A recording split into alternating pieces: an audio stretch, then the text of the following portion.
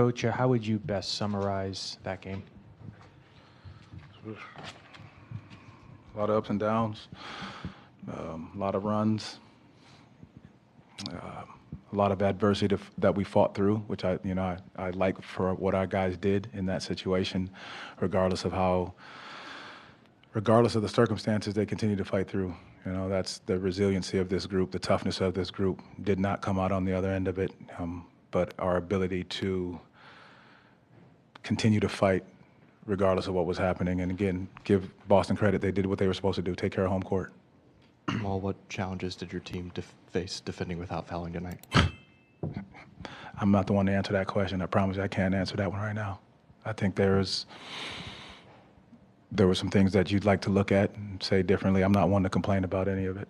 But there's a reality that, all of our starters had 2 fouls at one point quickly. And there was a time it was 16-2 in the free throw count. That's part of how the game goes. And that's what we got to learn to push through and fight through, and that's what these guys did. Now, when we get to the free throw line, we got to knock them down too. Can't miss 9 in a 9-point game. Looking at Boston with Tatum out, they went big with Horford. What effect did the size that Horford and Porzingis provide, especially with the kind of switching that you guys are trying to do to limit three-point shooting? Well, I think it was Jaylen Brown that got going more than anything. I think it was him covering some of the switches. He got downhill quickly, made some tough pull-up threes, but that's what he's capable of doing. And so in those situations, being able to adjust to what he's doing, going after him a little bit. We got a couple turnovers on him when we went after him. But again, I don't know if it was that much of them going big, other than, we knew that somebody was going to step up, and it happened to be Jaylen in this situation. What was challenging tonight for KCP? He shot over for 6 from 3. I'm just curious how you get more shooting from him in Game 3. I think, he's defending his tail off, running around, flying around. I mean, they're running him off the line. They're flying at him, highly contested shots. And I think, his ability just can keep finding it, keep stepping into it the same way that we know he can. Coach, what stood out to you about Anthony Black's performance and 11 points? And how do you want to see more production from your bench as you get back to Orlando? Just aggression. When they step into that game, you gotta walk in there fearless. You gotta walk in there understanding exactly the moment that you step in the game, it's about attack mode. Defensively, you gotta be ready to pick up full court, make them turn, make them have to make adjustments. And then offensively, when you get that ball off the glass or the rebound or a stop, we gotta look to push that out and get on the break and play a lot faster with a lot more pace. What did you think of the team's pace in this game? It felt like you guys were trying, kind of forcing pace into the game early on, but you obviously score a few more points, get maybe some of the shots you wanted. What did you think of the way that the team attacked on offense? I loved our aggression. I really do. You look to get to the paint 36 times, 46 points in the paint. The ability to get downhill. Could we play faster? Absolutely. I think we can definitely get downhill more, and I think that's what we're going to have to continue to look at doing, because they do a great job of loading up. But if we can play before their defense is set, before they get to the switching, the matchups, the zone, all those things that they're doing to keep you off balance, you do that before the defense is set is very important for us. Jamahl, is there anything you can pinpoint as to why you guys have struggled in the third quarter in these first 2 games? I think we come out and we got some great looks early. They didn't drop, and a lot of those allowed them to get early, easy transition baskets. And I think that's something that we got to continue to look at. When those shots don't fall early, we got to make sure that we're still digging in on the defensive end. Long shots were long rebounds, and they were able to get out. But again, we'll dissect it, look at it again on film, and be ready to go. It seemed like Bitadze gave your team a boost there. Why not continue to go with him there, even though he had played almost 8 straight minutes?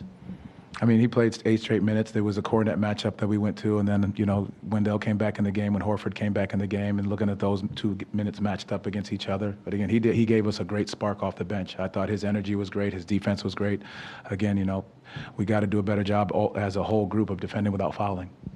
As strong as your team typically is as a defensive rebounding team, what are you seeing on your defensive board here?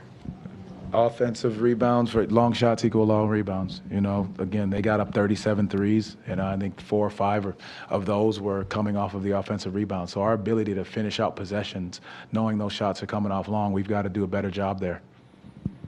Your team fell down 0-2 last year against Cleveland, 0-2 tonight.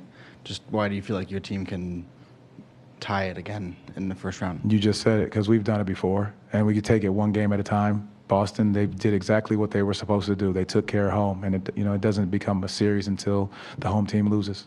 What do you think hasn't clicked for Franz from three the first 2 games? I think he's getting good looks. I really do think he's getting good looks. And again, you got to give Boston credit for how they're defending. They're flying at guys, flying you off the line, running the bodies, speeding you up. You give credit to their defense. Again, we're getting the looks that we need, but we just have to continue to trust. Paolo has another big scoring game, kind of filling up the box score. How important is his presence and the gravity that he creates with his scoring, and what does it say about him that in his second playoffs he's continuing to kind of be comfortable in these kind of scenarios and settings? It's who he is. He's a winner. He's trying to find ways. He's trying to find ways to do whatever he can, not coming out of the game in that fourth quarter, just because of how bad he wants to go take this game, and understood exactly what we were capable of doing. A lot of things have to fall in place in those situations, but this young man is doing whatever he can for this team in order to put us in the position to be successful and to win games. How encouraged are you going forward by the fact that you guys only committed 7 turnovers tonight? Very, very, very encouraged. Our ability to take care of the basketball is what we talked about last game. 15 turnovers or 24 points. Again, our ability to do all of these things now is going to be very important. To do it all without fouling, putting them on the line 33 times. We've got to be better there, regardless of how that whistle's being blown. We've got to do a better job of showing our hands and being protective. Now, do we love the way it goes? No, but you got to find a way to adjust to exactly how that game's being called. Coach, you talk about defending without fouling, but that's 2 games in a row that you hold the Celtics below, their scoring average. Does that give you some confidence going on? It does. I think that it's the small margin within this game. They go on the quick run that, puts us behind it a little bit. We get into the bonus early. You've got to change the way you're bumping guys in and out. So we've got to be a lot more diligent in how we're trying to defend and show our hands early, whatever it is, whether we like the way the whistle's going or not. We've got to make sure that we adjust to how it's going. And last year, when you guys went home, offensively, you exploded. Mm-hmm. Can atmosphere impact offense? I think for this group, absolutely. I think our crowd is one of the best in the league, and they're going to be behind us, supporting us, and that energy at the Kia Center is going to be something that we're going to need as we move back home to be able to take care of home. Jamahl back here. You kind of talked about with Jason, but it's now 2 straight years you guys haven't won a road playoff game. The obvious answer is it's frustrating, but how do you go about trying to change that narrative and getting a road win when you want it, but it's just not that easy? It's in the margins, the minor details of the game, and you look at right now, the small things would be, can we make our free throws? Can we do a better job of defending without fouling? Because we know how it's going to be on the road.